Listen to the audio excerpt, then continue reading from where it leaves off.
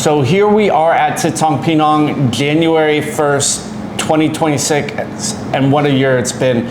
We're going to go over the highs and lows, everything that's been happening here at the gym for the last year. But first, let's talk a little bit about the background of the gym. A lot of people don't necessarily know the gym history and the meaning behind the name, the logo. Can you tell me a little bit about the gym history, Tristan?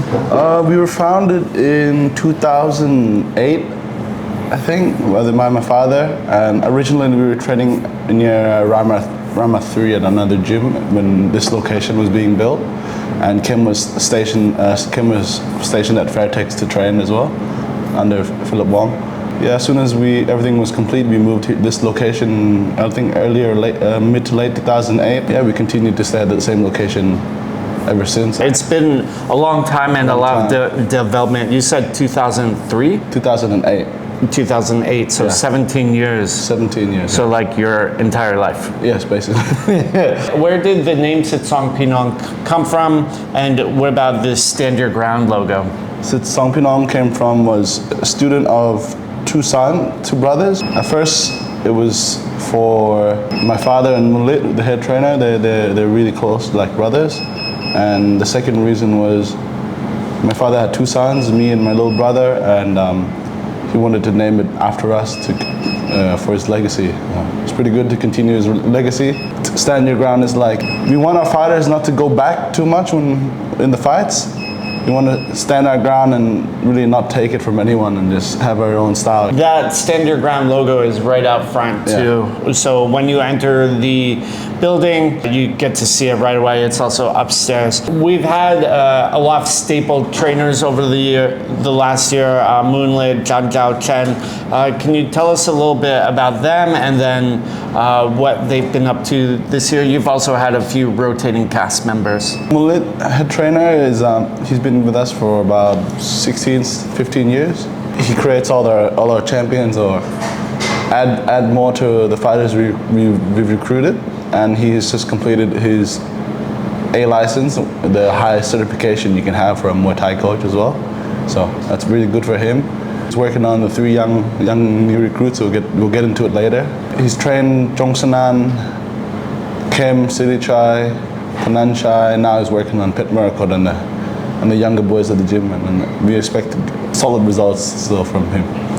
Yeah, so he goes over a lot of the basics. One of the good things about Moonlit as well is he works with the foreigners quite closely, especially some of the long-term foreigners, and they've done particularly well. There's also Zhang Zhao and Chen. Zhang Zhao, he got his C license this year, right? Yep. And then he fought a little bit as well, correct? Yeah, he's done a bit of exhibition boxing, or let's say street boxing, Thai style. It was like a local competition in Simu Prakan. Yeah. He won the tournament, correct? Yep. So it's good to see like the fighters or the trainers fighting as well. A little activity for them.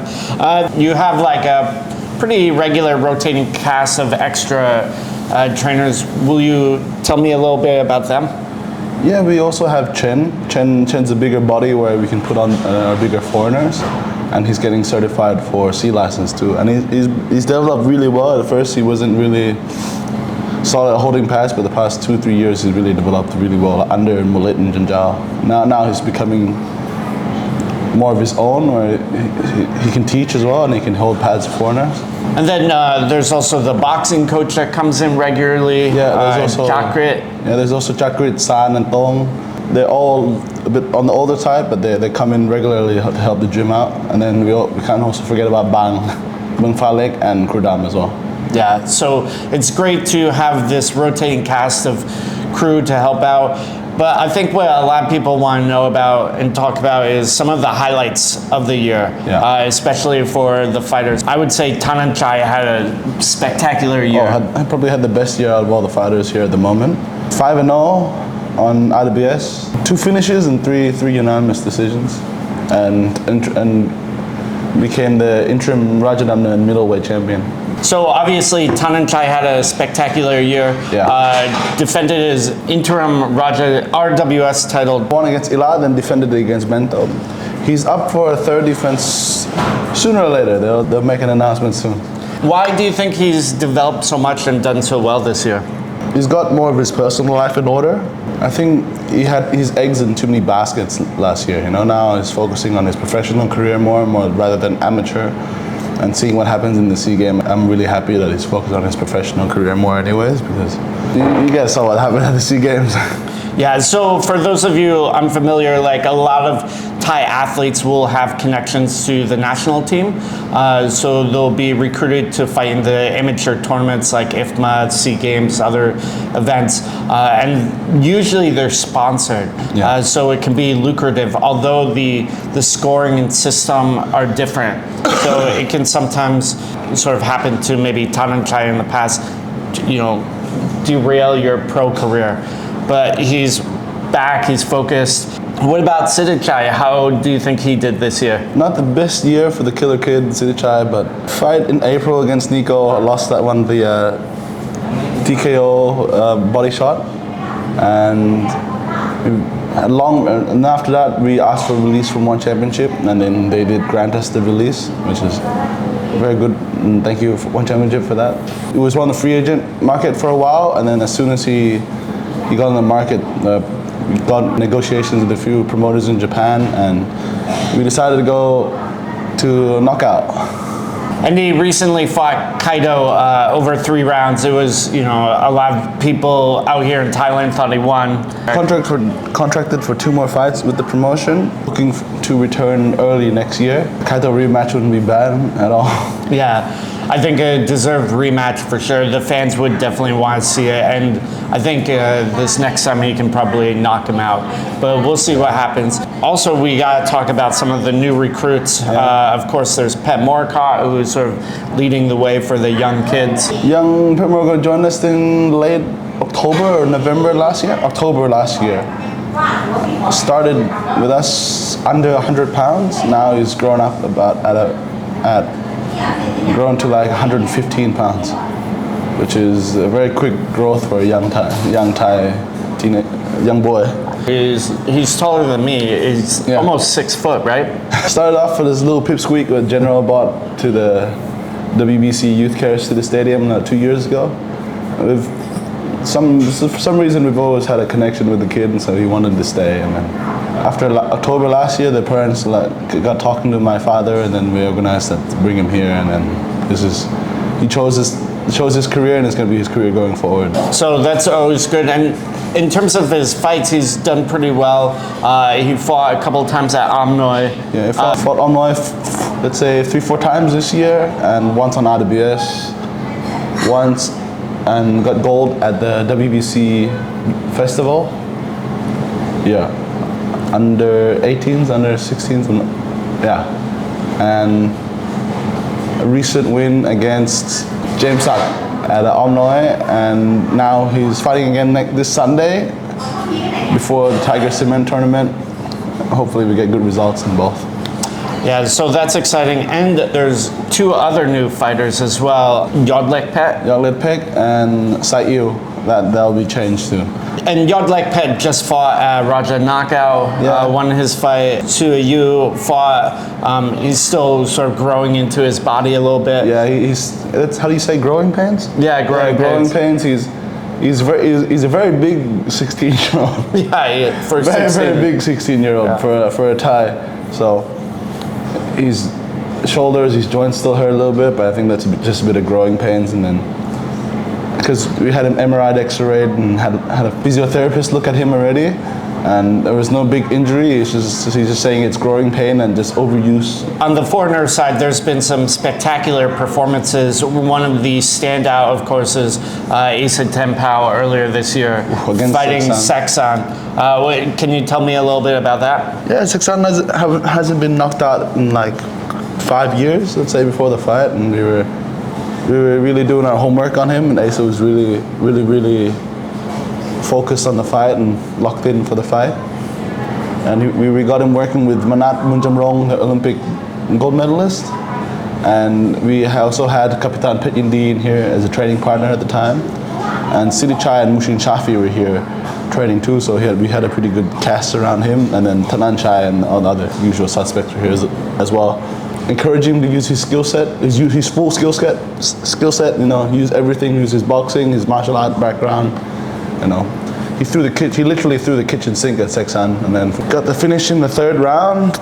Unfortunately, no bonus, but very, very good performance from Asa in general.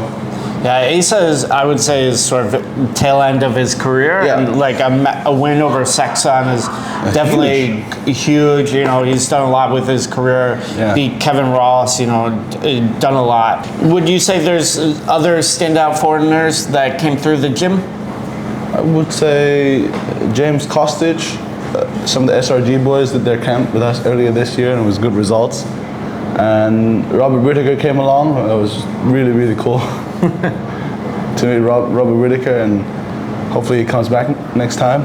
We've had a few Russian and Soviet guys come through, and they were really solid. They had other plans, and we parted ways. But one of them now has recently become a champion on the same show Sitthichai was on, and it was really good to develop him. Yeah, that's good.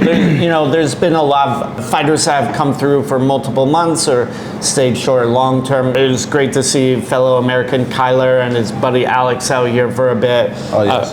Kyler fought at Raja Demner and won by knockout, right? Yeah, first round knockout. Just we worked on his. He has a good clinch game and a Muay Thai build in general. So we worked on his clinch IQ and his placement of the knees, because he's got knees very beautiful like a Thai. So focus on the knees, just added to his game, and he got the first round finish. And so moving on from the fighters, the gym itself has developed. Like we mentioned before, Moonlit now has his A license. Yeah. John Zhao got his C license. You and Ken are going for your C license soon. Yeah. Tell me a little bit about the professional development side and why it's important. Makes us look more legit. Let's be forward with it, you know, like. And me and Chen will both get more knowledge about the sport of Muay Thai, even deeper knowledge than what we have now, and just how to conduct ourselves as coaches and teachers as well of the sport. Yeah, I mean, you are very frequently in the corner for the fights. You'll be there for Paulo's fight on Saturday, Chi's fight on Sunday, you know, Tanan Chai's fight, you're there all the time. Yeah. What other updates have there been to the gym? Like, what would you say have been some of the big changes? We've had a change of sponsors as well, from King Pro to Top King. My father wanted to go with the Thai brand, so we were really happy with Top King and the level, the equipment, and just how they've been taking care of us in general. And then also there's the switching of the promoters. About halfway through the year, you switched over to Kia Pet. What has been the result so far? So we switched to Kia Pet, let's say about after April or May. Before, the old promoter was matching it was 15 against 20-year-olds, and they're just like, the level was like this. So we switched to Get Pet. Had a few talks with Champ from Get Pet, and he was more than welcome to take me under his wing, take us under his wing, to take care of these young guys and give them a career. For the foreigners, that's one big part as well. They just weren't really putting foreigners here on. That's why we moved to Get Pet as well. And everyone's been getting fights more consistently, and they've been taking care of us well. Yeah, that's great to hear. So, oh yeah, she's also enrolling in the Tiger Cement tournament starting February or May next year. We're still waiting on the dates, but it's a prestigious tournament for, like, let's say, very underrated prospects or underrated prospects in Thailand, and it's the 25th one, so it'll be pretty cool. Yeah, that's definitely cool. Along with that has been your continued work with the WBC. You've been on the ranking committee for 2 years now, right? A year and a half, 2 years. It's a rough estimate, but yes. So what is that like for you, working with the ranking committee, and how, can you just tell me a little bit about it? For someone like me who's so young and want to grow in the sport, I think it's very good to have this, to spend time with these older heads in the sport and get knowledge off them, just sit there and just learn, and have discussions about, how the Muay Thai world is going and what's going on with the sport. And I'm very grateful for the opportunity from Kevin and General Tanabon and my father, of course, and continue this work over my career. Yeah, so it's been really good. There's also some updates to the business model side of things. So we were talking about it before. You can book online through the website. Yeah, you can book your dates online, and we will give you a price for the whole total stay. But you only have to pay for like 25% of your total stay if you want to confirm with us through the deposit, and then.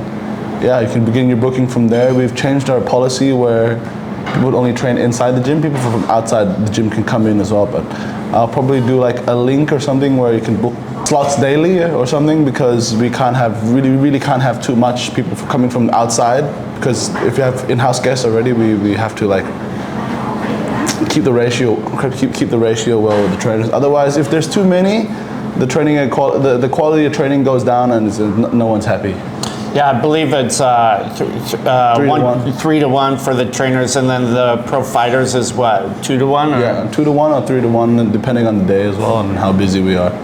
Yeah, so that's a good program. It's very good for people living off-site or here long-term, that they can sort of train off-site. Can't forget about Rungravee. Rungravee had a good year in my books. He came back from an ACL injury that didn't require surgery, but we just had to let it like connect and heal and do the rehab. So that he had about almost 9 months off, and came back. It was a very good performance against Yusuf Asik from Denmark and Morocco. So great to see him coming back and being in contentions. Then wrapping things up, would you say there were any big lessons from the year that you learned, Tristan? Shit happens. Don't know, we fell short a couple of times this year for belts and stuff, and the group will feel a certain way, but you just have to keep the ship going and just forget about it sometimes and just keep going. Just don't take it too seriously sometimes and just gotta balance it out better. Well, with that, we are very excited for 2026. I think it's going to be a good year for Sitsongpeenong. Of course, there's the upcoming trainer certificate course that is happening. We're announcing that this week. Yeah. So that will be in mid-May. Yeah. And it's a 15-day course to help people learn everything about the sport. Hand wrapping, strength and conditioning, nutrition, taught by legends here at the gym and outsourced. So we will have more information about that coming up. And is there anything else you want to say in closing? Happy New Year. Happy New Year.